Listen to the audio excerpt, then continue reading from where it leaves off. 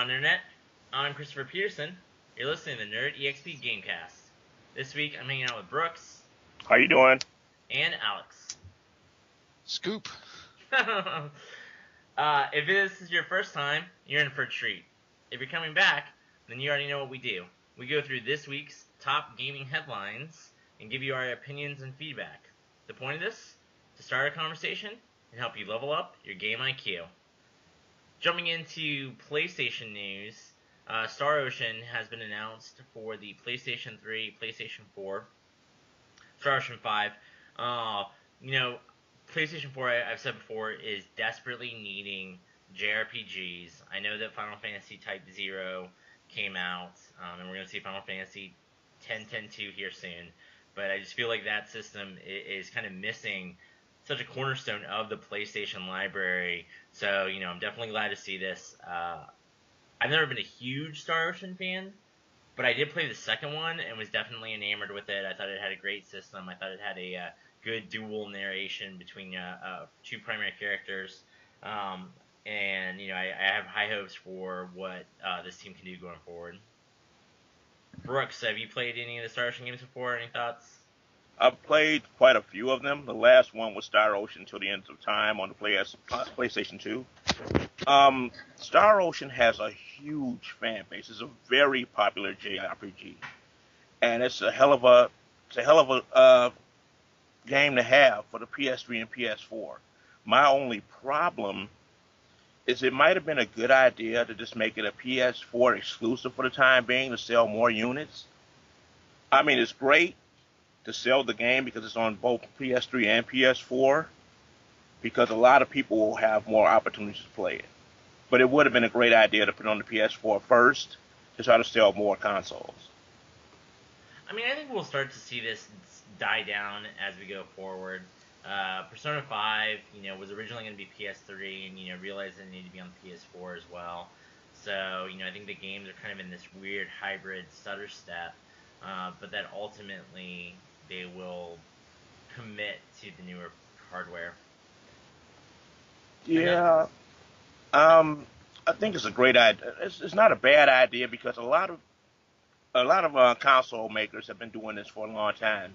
Nintendo did it, Sega did it, and Xbox has done it, and now PlayStation 4 and 3 are doing it. So, I agree with you. And then that it's just timing, and I feel like people are really sensitive about this console generation, and wanting to make sure that they have console exclusives that they can point to and justify their purchases. But I mean, if you're happy with the machine that you have and the games that are on it, then that's ultimately what's important. It matters. Moving on to cross-platform, Witcher 3 is going to have 2 expansions. One is $20 and the second's $10, and they promise, I think, like 30 hours of gameplay and 10 hours of gameplay. And this is such a non-news story, except for the fact that a couple months ago, the developers went on and beat their drums and said that they're not like other games, and that every piece of DLC would be free. The backpedal is, this isn't a DLC, this is an expansion. DLC is horse armor, customizable skins, different weapons. But this is an expansion, this is something different. Horse by any other name. You gotta love this. I mean, this is just, I don't know. They have a right to charge for the expansions. They sound meaty. They don't sound like they're any more predatory than any other DLC out there. But I think an expansion is DLC.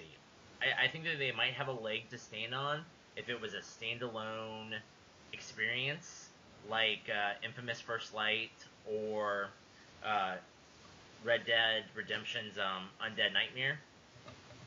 But Agreed.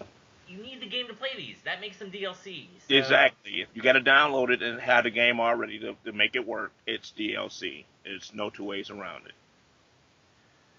I look at it like this, though. If there was any possibility they would have to charge, they should have said something up front. They could have said something to the effect of, okay, we're going to try to make all our DLC free or something like that. Let you know that it might charge you for it or something. either way, the way I see it, you either buy it or you don't. If you don't like the idea that they've done this, and personally I don't buy the DLC. Let them know with your wallet. Agreed. Speaking of letting you know with your wallet, MPD numbers came out for April, and one thing that's always interesting lately that we've been seeing is that Nintendo was willing to give more hard numbers for what's been sold, but everybody else just kind of lists the stats or the. So with that in mind, Mario Party 10 for Wii U for March sold 290,000 units and comes in at number 4. So that means the top 3 sold more than 290, but we have no idea how much. It could be 500, 700, a million, 2. Let me backtrack. I assume that if it was something like 2+ million, we'd have seen a press release on it. But so 290 is the benchmark that we know. Battlefield Hardline sold number 1 across all consoles. To be expected. Bloodborne sold second, and that only came out on PS4. That was unexpected. So I mean, I think that's a great win for Sony. Oh, absolutely. Only one console. I mean, install base being what it is. I mean, they definitely. And it's number 2. Yeah, that's huge. To get special perks and privileges of up to 25. Grand Theft Auto 5 was number 3. No, that's to be expected. I wonder when we won't see Grand Theft Auto on here. Good question. And then, to be fair, everything after that, was in our February numbers. Call of Duty, MLB 15, Minecraft, MBK 2015. So I mean, you have your staples. And then it looks like PlayStation is still number 1 selling console. Well, I say again. I know last month, the new 3DS took Sony's lunch. Well, yeah, that's a handheld, and Nintendo handhelds are unmatched. That's to be expected. So I mean, good for Bloodborne. Good for Battlefield Hardline. I know that game had a lot of uphill battle after the problems of Battlefield 4. Yeah. One of those games on there at number 10 was the Handsome Jack collection, which bundled the Borderlands 2 and Borderlands the pre-sequel. Moving along those lines, 2K Australia, the development team for Borderlands the pre-sequel, is shutting down. 2K has multiple studios across the world. This was 2K Australia's first game. Wow. I think our hearts, and our thoughts go out to those, and I hope everybody's able to find work in their field and development. I have no idea how difficult that is in Australia. And I don't know. I mean, I thought the pre-sequel sold decently. I thought it was a good game. Some people said mechanically it was better than Borderlands 2. I would almost say, not knowing anything about anything, this was a team that was put together to make this game and then disbanded, almost regardless of how well or poorly it sold. I'm of the opinion competition was the worst thing that could possibly happen to this game. You got a lot of great games out here right now. And Borderlands is a great series, but there's just so much better stuff out right now. If there wasn't as much competition, it might have done better. Yeah, I mean, I think Borderlands really suffered from Destiny. Those games were, in my opinion, scratched the same itch. Mm-hmm. First-person shooter, multiplayer, loot-driven. Yep. So. It comes across as more of the same. A slightly different package. Well, one thing that Destiny is changing, Destiny came out last September. They had their first expansion release in December, and now their second one comes out in May. And the second expansion pack will not include a 6-man raid like the first one did. What? Go on, Brooks. that on the surface that sounds like a bad thing for people that enjoy raids, but when you consider how expansive they want to try to make the game, it's not a bad idea to concentrate on another area first. It's not like they can't expand on the raids later with a different set of DLC. Yeah, I mean this is gonna have more of a combat arena. I think this is gonna be kind of a shot in the arm for PvP, which Destiny kind of suffers from. I mean the game is very player cooperative centric. One thing that I personally don't like about this, and I mean this is buyer beware, consumer beware, but when the first expansion came out, you could buy it for $20 or you can buy the season pass for $35. I fell into the camp of, hey, I'll save $5 and buy both. Well, I had no idea what was going to be in that second expansion. I kind of just assumed it'd be the first, more content like the first one. So now it's not, which, Bungie made no promises. But I think that's part of the problem. Bungie made no promises. They gave no information. They gave no... All it was a title card. I think they should have been more forthcoming from the get-go. Yeah. And it doesn't have to have a raid, but raids are one of the most engaging aspects of Destiny. So I'd be curious to see the parallel universes where this did have a raid versus the one that we live in where it doesn't, and seeing how it impacts Destiny's life cycle or player base. Good point. I hadn't considered that one. Man, so much of this news is DLC. I didn't realize until we started going through them line by line. Another Mortal Kombat X came out this Tuesday. There are fatality tokens which transform the fatalities from 10 button presses to 2. These can be earned in game, or they can be purchased. Ew. 5 tokens for $1, or 30 for $5.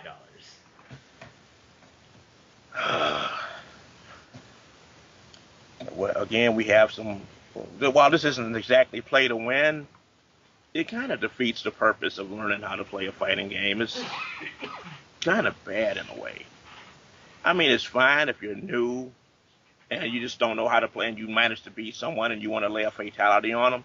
But nothing is more satisfying than to take a character, master their moves, learn how to do the fatalities yourself. Or just earn, if you got to earn tokens, if you can earn tokens through play, fine. Just to make things easier. I just don't like the idea that they put things into a game to make it easier for someone to play it if they spend enough money. I just don't get that. I don't understand who this is for. Is my big thing. So, if you want to see the fatalities, they're on YouTube. Mm-hmm. Or you can do the fatality by doing the button presses. So I just can't see this being that much of a revenue stream for them. Maybe it will be, but I don't know. It just seems like a very odd step. To me, it sounds more than likely like a way to get people who aren't all that proficient at fighting games to want to get them to play. They'll spend a little bit instead of like taking time to go into the tutorial modes. They just lay out a couple of dollars and throw off some fatalities to impress a couple of their friends or something. I don't have a problem with the practice itself. I just like the idea of getting the game, learning to play on your own, and building up your own skill. Yeah, and I mean, the fatality happens after the end of the match, so I mean, this. Yeah, so it's not like it's going to affect gameplay at all. I mean, if people want to spend their money on it, go for it. I just think, I don't know. If I saw my kid spending $5, I don't have a kid, but my hypothetical kid spending $5 on fatality tokens, I'd be disappointed. Oh yeah. In Xbox news, Star Wars Battlefront, which is going to have a teaser revealed tomorrow, first gameplay footage from Star Wars Celebration, which is going on right now. And then also leaked, not confirmed, it's supposedly going to have a November release date, which seems crazy to me, in the modern era for a game with a November release date of this profile, seeing our first footage in April. But that's the type of news cycle I want. So I definitely support this. I hope it's ready. I hope it's in a caliber that can be played. And I hope that maybe others will follow suit with the more condensed press cycle. This is going to be first on Xbox One, which, to be honest, when I saw the headline, I was like, what? And then I clicked on it, and it was like, because of EA Access. And I was like, oh, then it's only first for like 5 days, whatever. Like, that's inconsequential. Yeah, if it was an exclusive, or if they had a longer exclusivity, it would be huge, because Star Wars Battlefront is a very popular game, and it sold better on PlayStation, but it's still sold pretty well on the Xbox. And this would be a great way to get people to pick up an Xbox One. I mean, a great way. But since it's not going to be that long, I've waited for years to play another Battlefront game. I can wait a little longer. It doesn't matter. Yeah, and I know this is the game cast. I have another cast that's mostly movies, but you guys won't be on that. So just out of curiosity, I'm gonna make an assumption. Have you guys seen the second Star Wars trailer? Nope. Released today. Yeah, I saw it. What do you think of it, Brooks? Honestly, I like the effect. The cameo of Luke Skywalker talking to someone and seeing Han and Chewie at the end, I was like, oh, geek mode. Did you see it, Alex?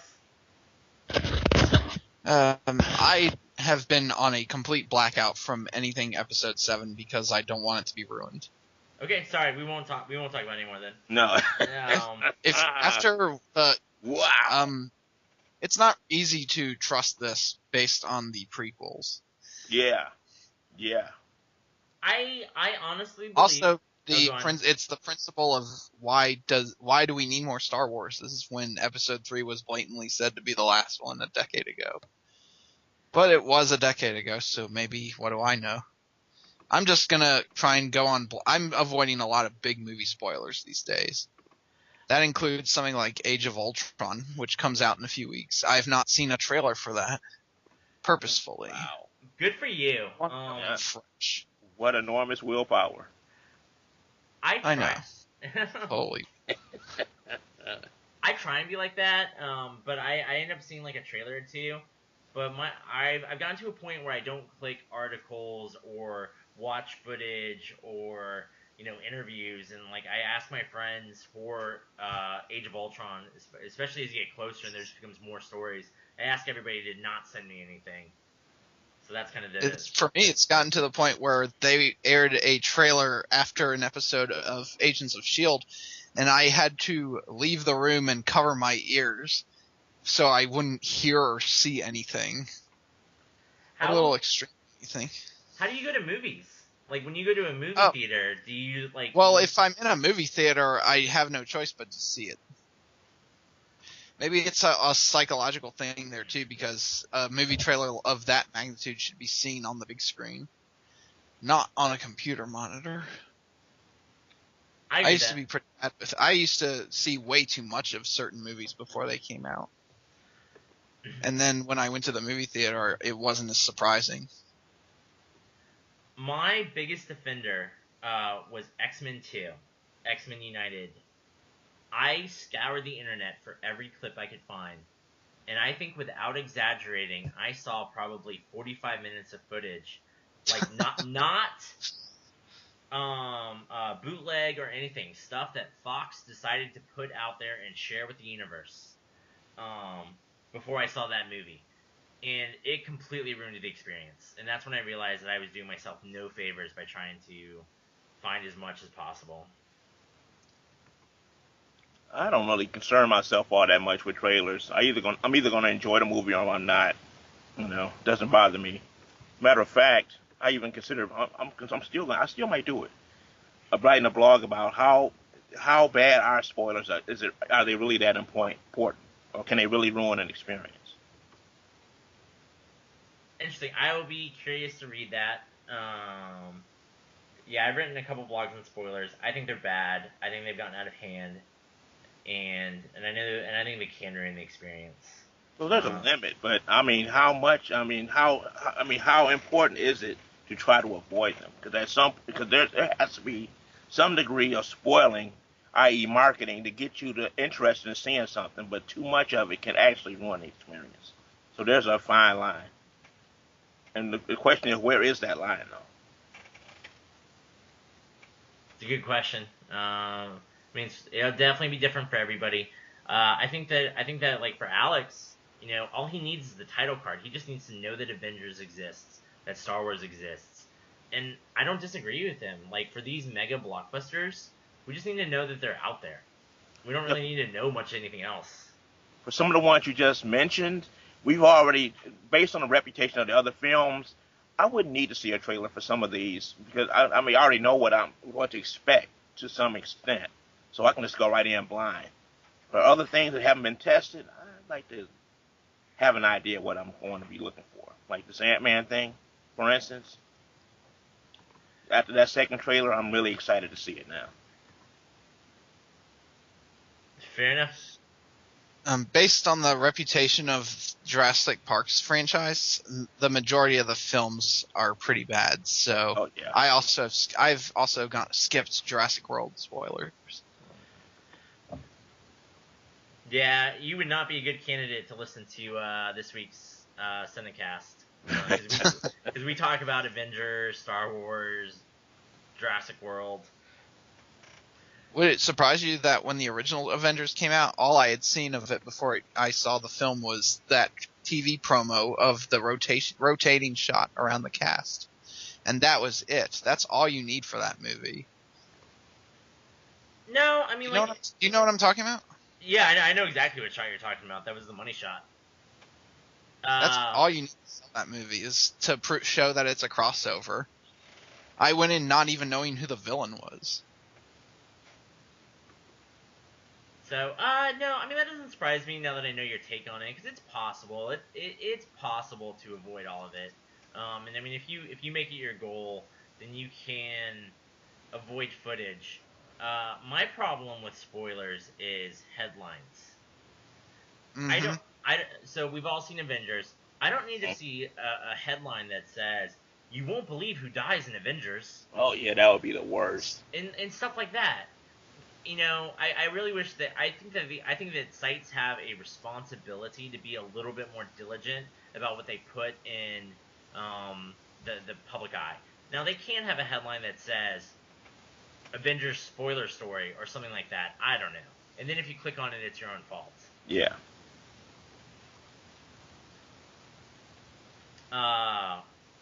Video games. So EA Access, Star Wars Battlefronts, whatever. Moving on to Wii news, Wii U. Mewtwo was Speaking released. of fighting games. Mewtwo was released for Smash Bros. He sure was. So did you get your code, Alex? I did. I got both codes for Wii U and 3DS. I actually had to call Nintendo's customer service this morning because I didn't get it at all yesterday. And I had registered both games. So clearly the amount of people who registered the games was so big that they had to take their sweet time sending out all of the codes. Which is understandable. But I just couldn't wait. So, I guess, at first I thought you had to buy the 3DS and the Wii U version to get Mewtwo. Or is it just you get a code for each when you register them?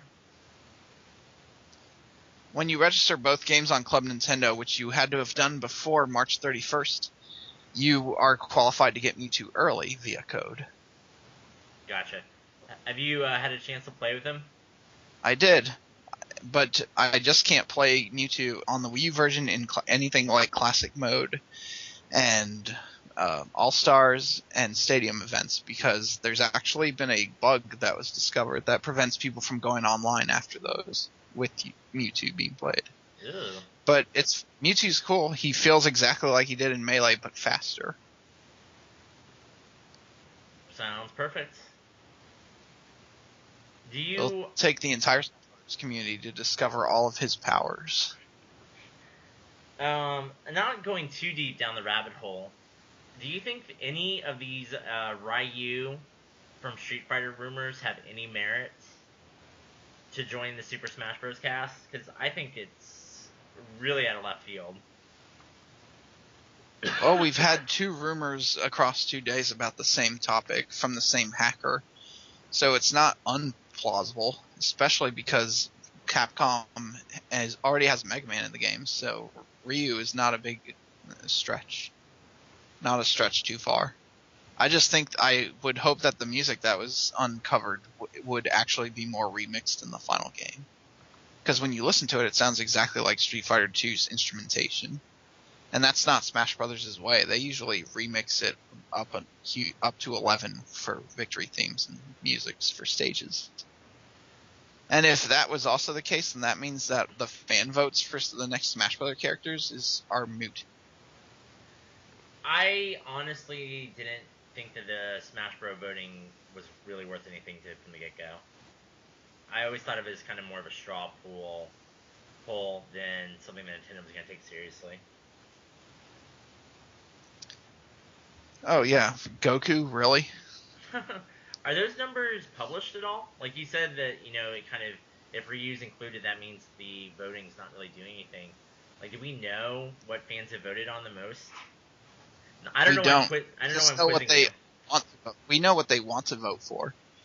And we know that third-party indie developers, like the guys behind Super Meat Boy, are begging fans to vote for their characters. I saw a lot of love for Shovel Knight. Yeah. Alright, moving on to... I guess we don't... not segments, so I guess grab bag. The Apple Watch is going to have its first game from Way Forward, is the developer behind it. They did the DuckTales remaster that came out recently. It's going to be called Watch Quest, Heroes of Time. And it can be played in like 5, 10, or 30-second chunks, and you just tap your phone. It's going to be like tap your watch. Sorry. It's going to be an RPG styled game that's out there. It'll probably do well. I'm not a real big mobile phone gamer, but it'll do well. Apple has a huge audience. It'll do pretty well, more than likely. Yeah, I mean, I think the Apple Watch is so gimmicky that I can't see it doing well. I can't see games being on this. I mean, I hope Way Forward does well. I hope that, everybody who tries new things gets rewarded for their risk, but this just seems so ridiculous. Yeah, but... Go on. But Apple is cool, You gotta get one. No, I know. Like, I have an iPhone, I have a Mac, so, I mean, I'm definitely Apple inundated, but this was where I drew the line.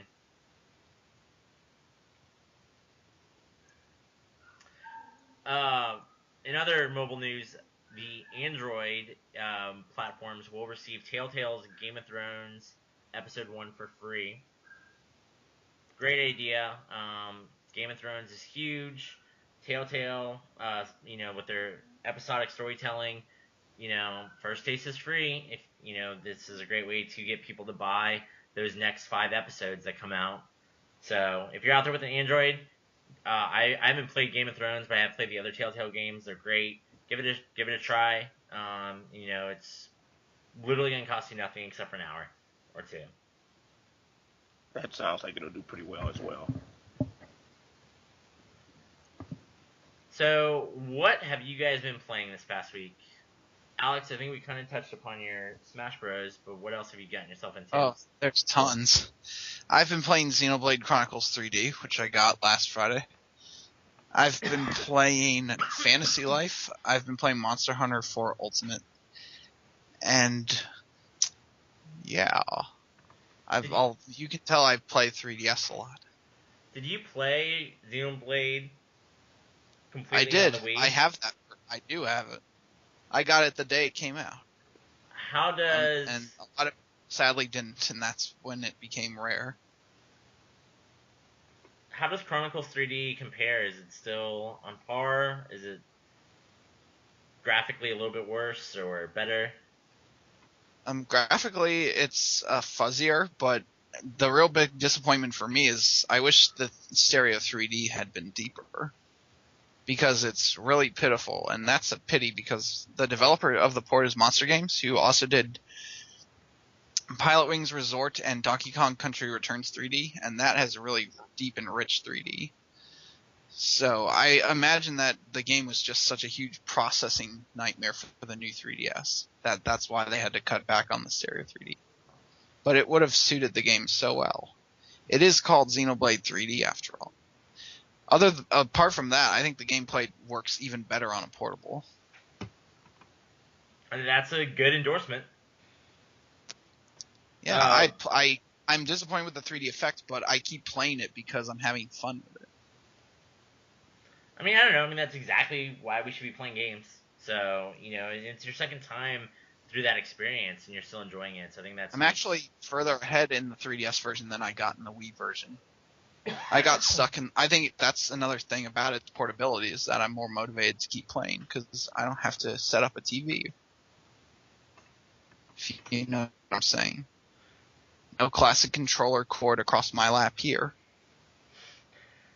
Definitely understand. Yeah, I play. I have a Vita, and I always play my portable games at home, and I don't really have a lot of on-the-go time.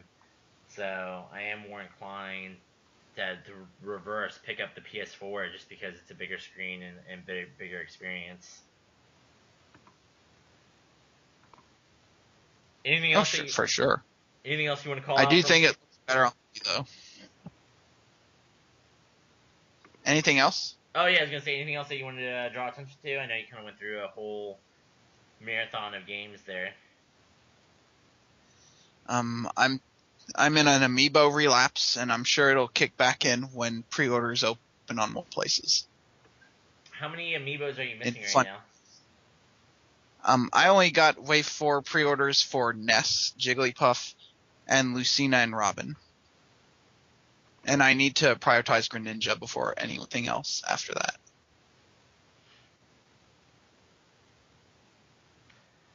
What about you, Brooks? What have you been up to? What have you been playing? I haven't played anything this week, actually. Too much IRS, too much bills, too much work. Definitely understand that. For me, I downloaded Bastion. I started playing that. It's good. It's very much like Transistor. It has a lot of heart and charm, and I can see why people like it. I will say that I've been playing it for about 2 hours, and it already feels very kind of samey. Maybe I feel like I got introduced to all the enemy types really early on, and I'm just kind of doing the same thing, and it's kind of a button masher more than I thought it would be. Still a good game. I know that came out criticism. Positives are the environment's beautiful, voice acting is amazing, it's funny, it's fun to play, and it is kind of it's a good downloadable quick game that you can kind of jump in and jump out of with missions that can take 15 minutes. So you don't necessarily have to have a huge time chunk of commitment like some games. And then unrelated, I did do an interview with Supergiant Games writer Greg Casavine for Bastion, and we talked about Transistor as well. You can check that out wherever you're listening to this. It's the episode beforehand. So, I know this wasn't on the script, but I've seen this question come up a lot of times. I just wanted to get your guys' opinions. What are your thoughts on character creation, customization? And I'm not talking about buying hats on a Team Fortress 2 character, but you can take it that way if you want to. But when you play Dragon Age, Inquisition, or Mass Effect, or Witcher, or games like this, or Bloodborne, when you have a chance to create a character, do you do it? Do you play as a boy, girl? Do you try and recreate yourself? Or do you just go with the old generic and leave it as is? I do try to create a version of myself sometimes. With Mass Effect, I just left it at the default Shepard because he is such an icon relative to the series that I could envision myself being in his place. If that makes sense. For myself, I like to customize my characters as differently as possible. I mean, hair, ethnicity, gender, the whole 9 yards, just to try to give myself a different experience each time, just to see how it will affect the character, how it'll change the game in any way, shape, or form. Do you guys think that customization has gone too far? Are there too many sliders and choices and hairstyles? Or, like eye shape and, being able to change your jawline? Or is it, in a good spot? Or has it not gone far enough? That's a good question. Honestly, I guess it all depends on, as far as all the options, I guess it all depends on the patience of the person that's doing it. Because there's a lot of things you can do, and a lot of times you don't really want to bother with it. But for somebody who's kind of anal retentive like me when it comes to appearance of his characters, oh yeah, I can change everything. Honestly, though, I don't quite think it's gone far enough. I'm of the opinion that if you're going to add customization, it should actually change your character's abilities and how the game plays. That's where they need to go next. Because that will give me a lot more. That'll give you a lot more replay options. Because now you can make the game harder by making your character less muscular or make your character tougher and things like that. It'll change everything. Alex, Yeah, I don't think you can go far enough. I think it's the more options, the merrier. I'm on the other end of the spectrum. I played as default Shepard, and I played as default Hawk, and I might play around with the faces for like 2-3 minutes, but if I'm sinking like 5-10 minutes into a character creation, I just throw my hands up in the air and say close enough, and just leave it at that. I'm here to play a game. I don't mind going with the default guy. I'm glad that they have that option. I'm glad that people have the customization that they want, though. So I guess that's where I'm kind of torn. I'm glad people have it who want it, but I personally don't care. Fair enough. When you guys play a fantasy or sci-fi game, are you more inclined to pick a human or a different race, or does it not even matter? You never really think about it? Another good question. Personally, I try to be something else, unless the story or whatnot is all about humanity or something. Otherwise, I like to be something else. I'm already human. I mean, it's fantasy. Let me be something else. I normally just look at the stats, and and obviously it's the character creation. You haven't even played the game, but if there's some sort of, because normally it comes with a stat roll like higher magic or one extra skill point or better intelligence, and I'll try and think of past games and how I play, or if I want to be a magician or a tank or what build I want. And I normally just end up going with that, whatever wackadoo race it ends up falling on. That makes sense. I've done that before myself. Mr. Alex?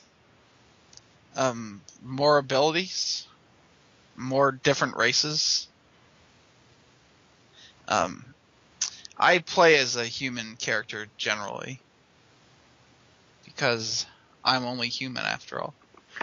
You are only human. Well, thank you guys. It would be. Oh, go on. I was going to continue. It would feel disconnecting if I played as some other race, like in Skyrim, for instance. So, along those lines, do you guys play as a male or a female, or do you not care? I don't really care. I generally play male, but I'm not opposed to playing a female character. Depends on the game and how it changes it. That's what I did with Mass Effect. Yeah, it's funny, or not, depending on, and I hope I don't get crucified for this. I always play as a male character when I have a choice, but when I play Tomb Raider or Walking Dead Episode 2, I never stop and think, gosh, this game would be so much better if it was a male. But I don't know, for whatever reason, when I have those default binary options, I'm like, oh, I'm a boy, so I'll pick a boy. Nothing wrong with that. It's not a problem. Alright. Yeah, and it's weird, in open world games, I like that. I do play as a boy, but in the Pokemon games, sometimes I alternate between playing a girl and a boy.